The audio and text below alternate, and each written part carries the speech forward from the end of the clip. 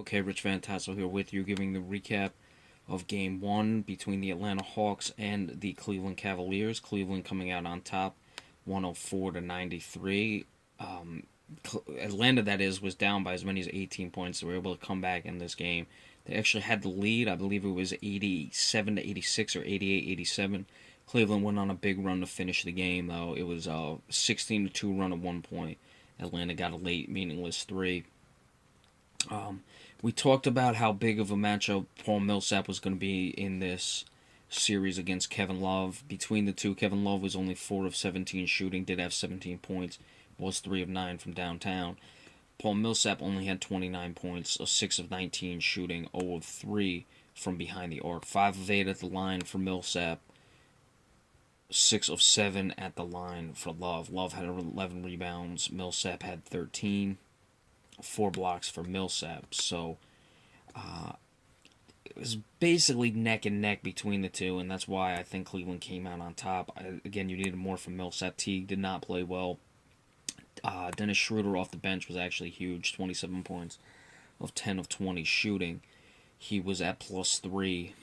All the starters were in the negative for the Hawks. Millsap was -16 to Kevin Love, who was +15, so there was a big difference there. So again, much more has to come from Paul Millsap if the Hawks want to have any chance in this series. LeBron James, fairly pedestrian, 25 points. I know it's pedestrian. It was flirting with a triple-double. Solid on the defensive end. Got a big hoop when they needed it. It was a three-point play. Kyrie Irving, again, played very well. He was really having his way with Jeff Teague in this game.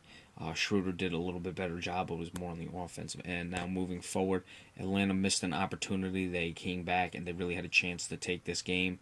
They just couldn't find a way at the end, and it just slipped away from them once I don't think they got over the hump, or they had like 3 or 4 chances to really get a couple hoops and put the game away, and they didn't take advantage of it.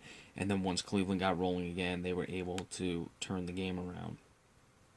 So, moving into Game 2, again, Paul Millsap has got to be better than that. Obviously this is a situation where I'm guessing the plus-minus, it was more in the real plus-minus range. You'd have to look at that. They don't obviously have the two between him and Kevin Love, but you look at the -16 to -15, but with the numbers being so close to each other, I would have to assume a lot of it had to do with the players on the court at the time. So I don't always say that plus-minus can never have any sort of shades of gray, so to speak, in it. But I don't just blindly follow the real plus-minus stat either. But we'll have to see what goes on in the next game and how is Atlanta going to be able to respond. This may have been their best chance to get one of these first two in Cleveland. So now we got the Spurs and Thunder Game 2 just underway. When this game goes final, we will give you the recap of that one. So be sure to stay tuned for that. Thank you all so much.